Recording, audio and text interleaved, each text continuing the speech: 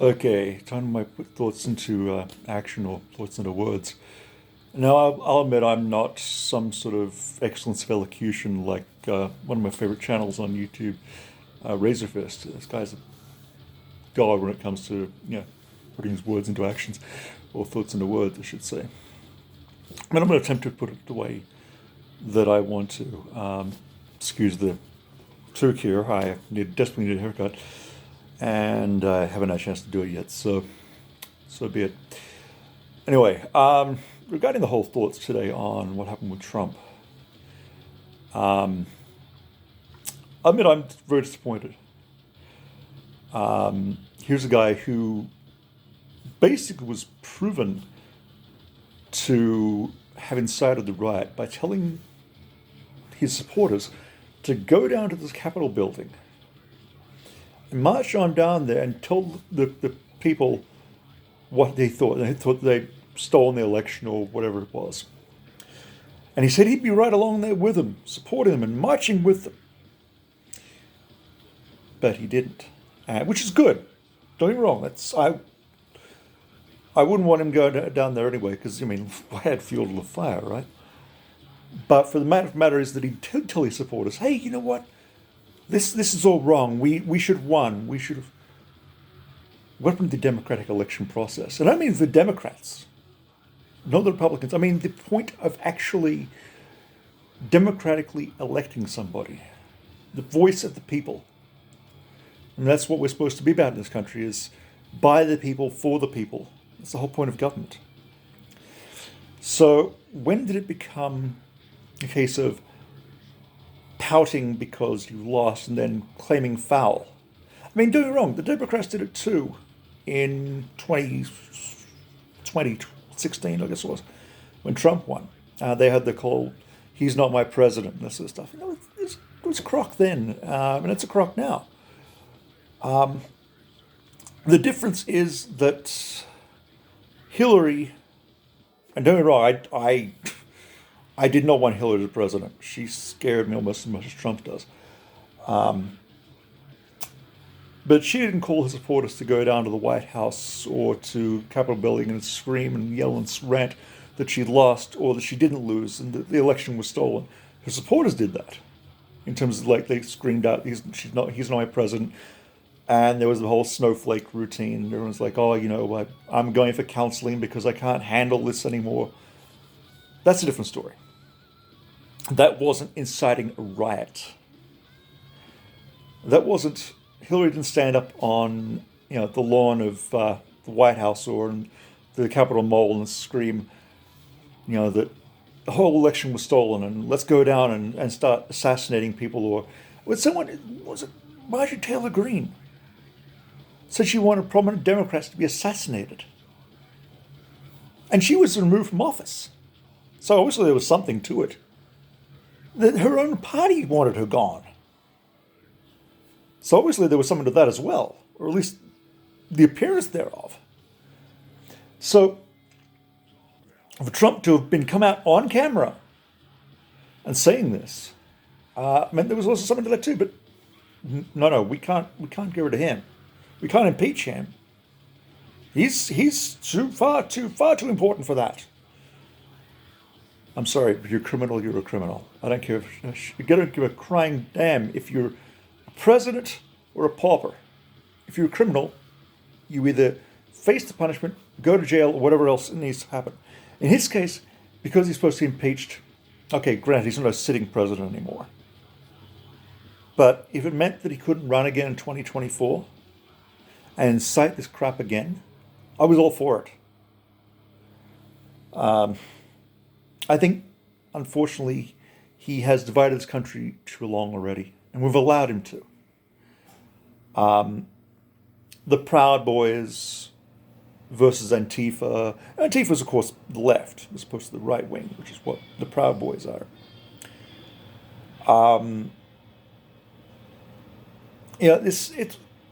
We're tearing ourselves apart. We're supposed to be United States. One people. Now, whether you're Christian, whether you're Muslim, whether you're Buddhist, whether you're black, white, yellow, red, green, purple, or blue. Whether you're a Republican, whether you're a Democrat, whether you're independent, you're all one people. You don't have to agree politically with somebody. That's the whole point. That's what elections are for. But for crying out loud, when someone loses or wins,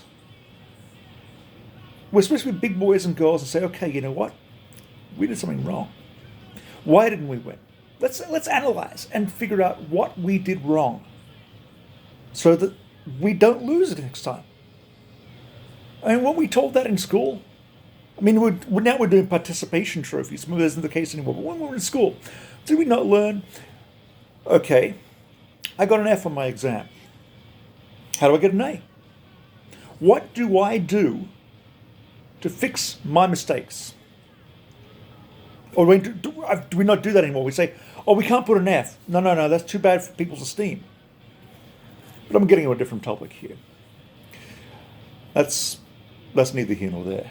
What we're saying now is if we lose an election, we've done so for a reason, whether the candidate was better or we just royally messed up. In this case, I think it was the case not so much that Biden was a better candidate, because let's face it, this was another situation like we had in 2016. Both candidates were absolute garbage, but we had to pick the lesser of two evils. And being that I think everybody got sick and tired of Trump's BS and trying to rip the country apart, Biden was elected. And quite handily so. I mean, it was close in a few states, don't get me wrong. I mean, Pennsylvania was actually the one which surprised me. In fact, that actually was the deciding factor rather than something like Ohio. That surprised me a lot. For Arizona to take as long as they did, Nevada, that was shocking. I will admit.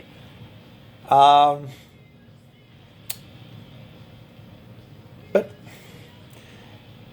when someone says they've had enough, you either change what you've been doing and say, okay, well, you know what, I screwed up.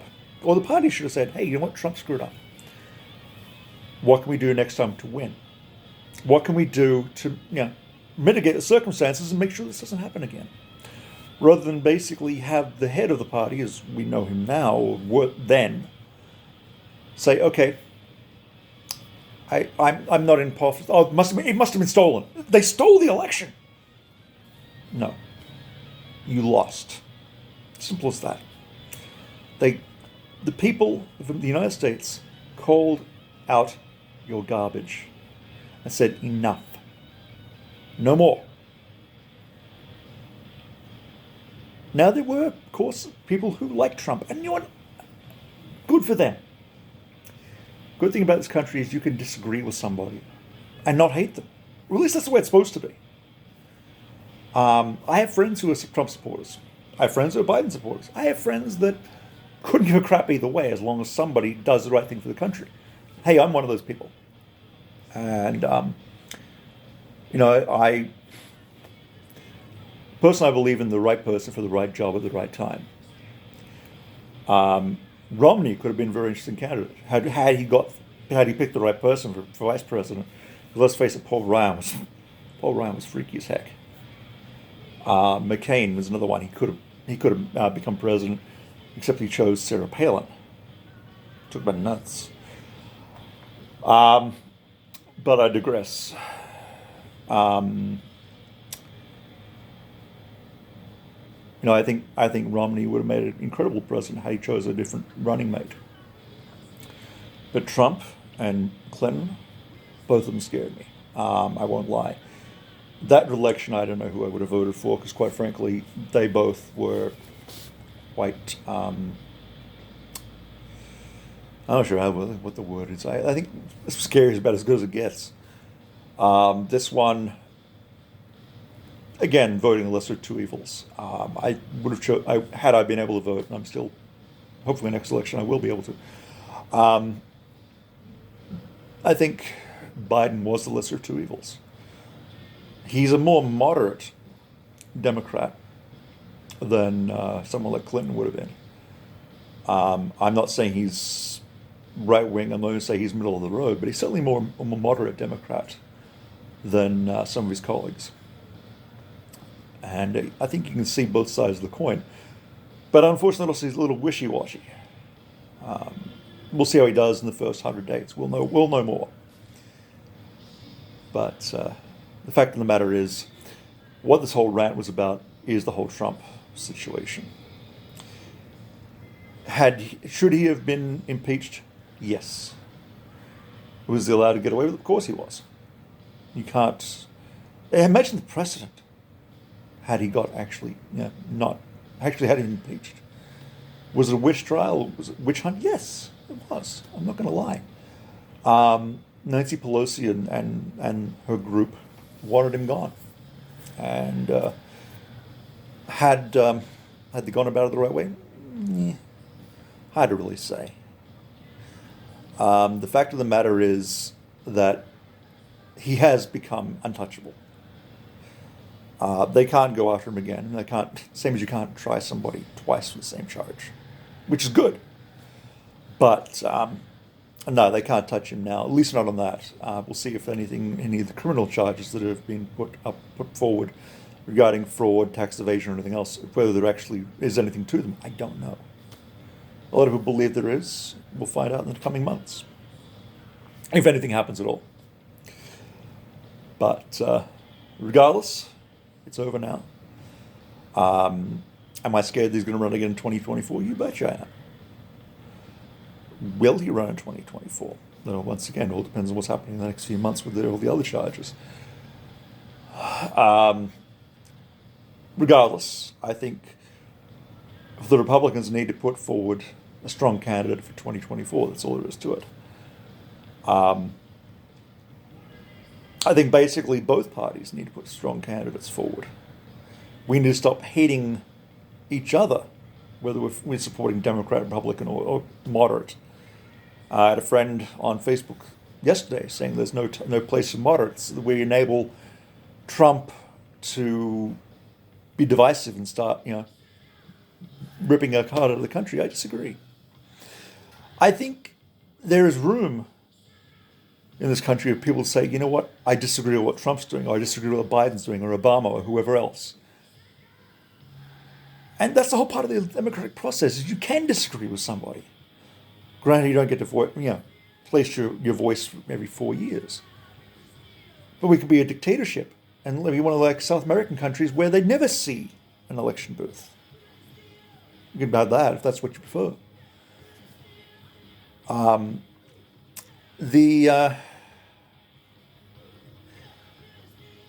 not a middle of the road person. I believe in, as I said earlier, the right person for the right job at the right time. Trump wasn't, but he was a choice we had. It was him or Clinton. And she scared me, as I've said already. Biden, again, was the same thing now.